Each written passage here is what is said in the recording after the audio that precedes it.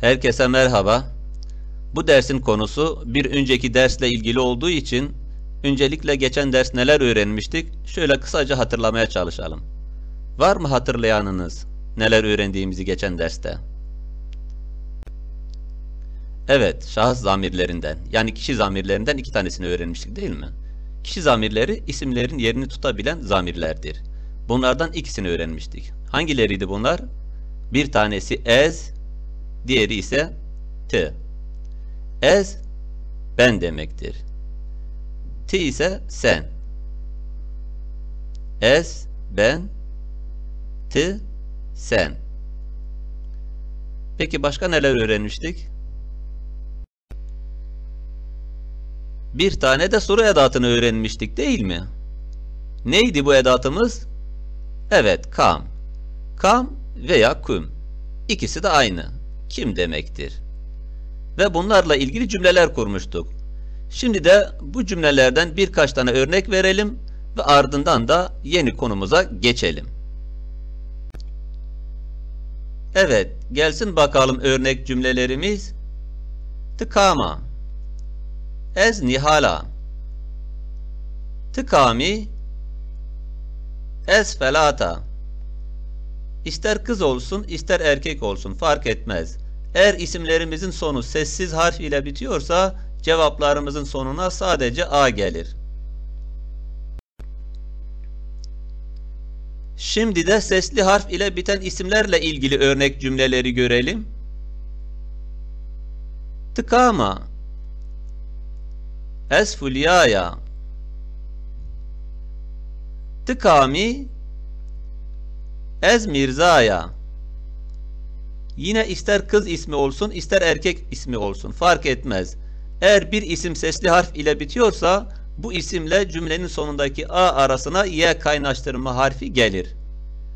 Artık yeni konumuza geçebiliriz.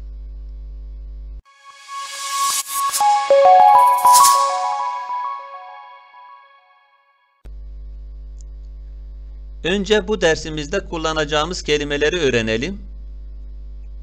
M, benim, tü, senin. Bunlar iyilik zamirleridir. Yani bir şeyin kime ait olduğunu ifade eden zamirlerdir. Ancak bunlar şahıs zamiri yani kişi zamiri olarak da kullanılabilir. Ancak biz burada iyilik zamiri olarak kullanacağız sadece.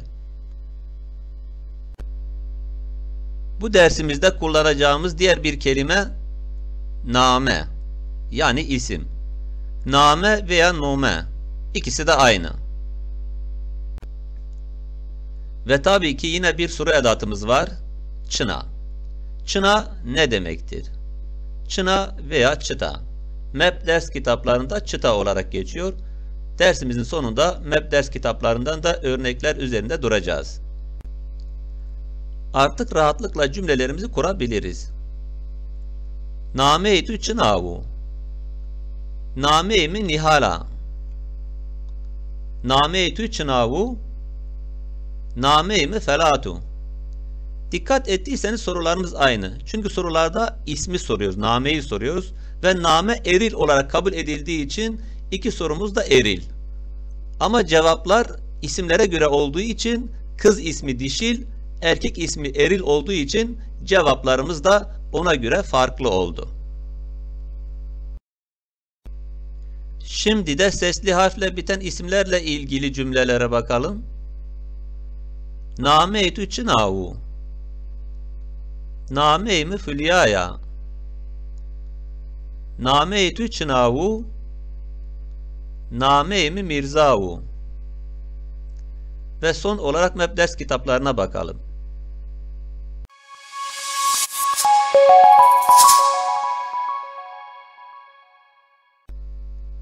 Kuşları bir kere bu aneyn.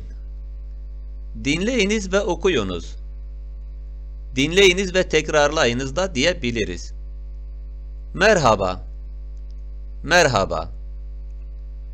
MEB'in kullandığı alfabe ile yaygın olarak kullanılan alfabe arasında özellikle sesli harflerde bazı değişiklikler var. Bunun için alfabe ile ilgili videomuza bakabilirsiniz. Name-i çitayu. Name-i Zeynep'a. Evet, gördüğünüz gibi map çına yerine çıta soru edatını kullanmış ve kaynaştırma harfi yerine de y kaynaştırma harfini kullanmıştır. Name-i çitayu. Name-i Ahmedu. Dersimizi burada bitiriyoruz.